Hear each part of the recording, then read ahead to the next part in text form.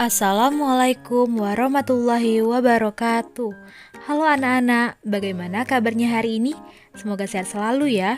Sudah siapkah kamu belajar hari ini? Pastinya siap dong. Hari ini kita akan belajar mengenai peristiwa-peristiwa sejarah pada masa awal pergerakan nasional. Ayo kita simak penjelasannya. Bangsa Indonesia mengalami penjajahan mulai awal abad ke-17 sampai abad ke-20. Berbagai perlawanan telah dilakukan oleh para raja, bangsawan, tokoh masyarakat, dan tokoh agama dengan cara mengangkat senjata. Namun, bentuk perlawanan tersebut pada umumnya mengalami kegagalan. Kira-kira apa ya yang menyebabkan kegagalan tersebut? Faktor penyebab gagalnya perjuangan bangsa Indonesia yaitu 1. Perlawanan bersifat kedaerahan. 2. Perlawanan tidak dilakukan secara serentak. 3. Masih bergantung pada pimpinan. 4. Kalah dalam persenjataan. Dan yang kelima, Belanda menerapkan politik adu domba atau divide et impera.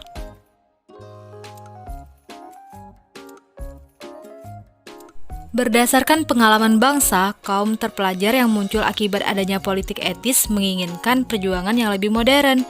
Perjuangan yang awalnya menggunakan senjata, kemudian berubah menjadi perjuangan menggunakan kekuatan organisasi. Nah, masa perjuangan dengan menggunakan kekuatan organisasi inilah yang disebut dengan masa pergerakan nasional. Adapun 3 masa pergerakan kebangsaan yaitu 1. Masa awal pergerakan nasional, 2. Masa awal radikal, dan yang ketiga, masa moderat.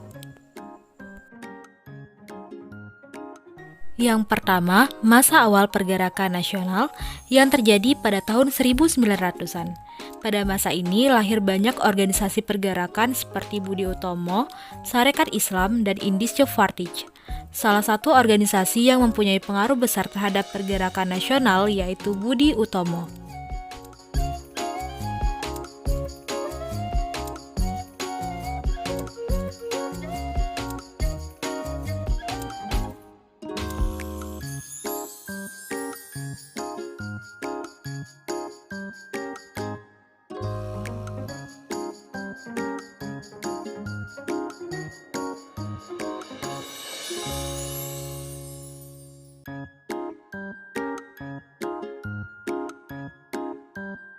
Yang kedua, masa radikal, terjadi pada tahun 1920 sampai 1927-an. Nah, masa ini dikatakan masa radikal karena pergerakan-pergerakan nasional pada masa ini bersifat radikal atau keras terhadap pemerintah Hindia Belanda. Adapun organisasinya yaitu Perhimpunan Indonesia, Nahdlatul Ulama atau NU, Partai Nasional Indonesia atau PNI, dan lainnya.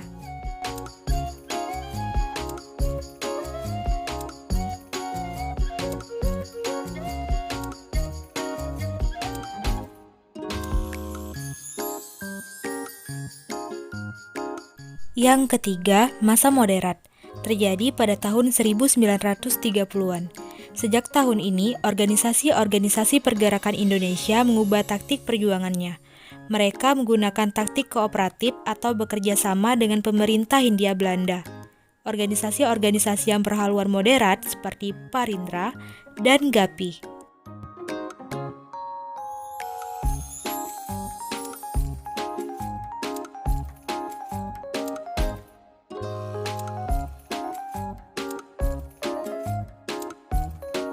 Munculnya rasa kebangsaan di Indonesia disebabkan oleh 2 faktor, yaitu faktor internal dan faktor eksternal.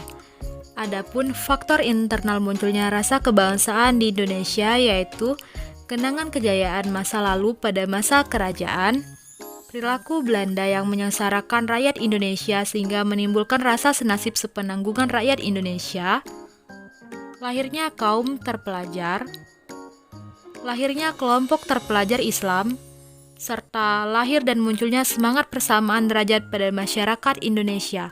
Adapun faktor eksternalnya sebagai berikut.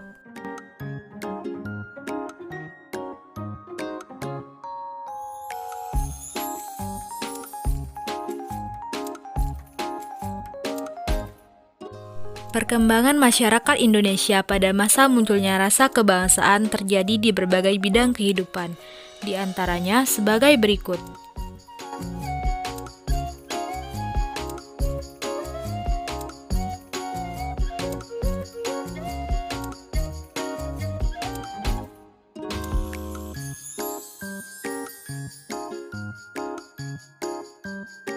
Setelah kalian menyimak penjelasan tadi, Ibu mempunyai game yang dapat membuat kalian semakin memahami materi yang telah dijelaskan. Game ini berupa kuis yang berisi 5 soal pilihan ganda. Adapun petunjuk permainannya sebagai berikut. Yang pertama, akses link yang telah disediakan menggunakan HP atau laptop. Pastikan kamu memiliki jaringan internet yang bagus ya. 2. Bacalah soal dengan teliti. 3. Pilihlah jawaban yang paling tepat. 4. Perhatikan durasi waktu yang tersedia. Apabila waktu habis, maka langsung dialihkan ke soal selanjutnya.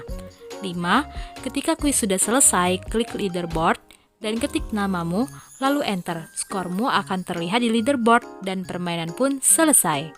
Ayo kerjakan kuisnya sekarang. Bagaimana? Seru kan pembelajaran kita pada hari ini? Semoga pembelajaran hari ini dapat bermanfaat bagi kita semua ya. Sampai jumpa di materi selanjutnya.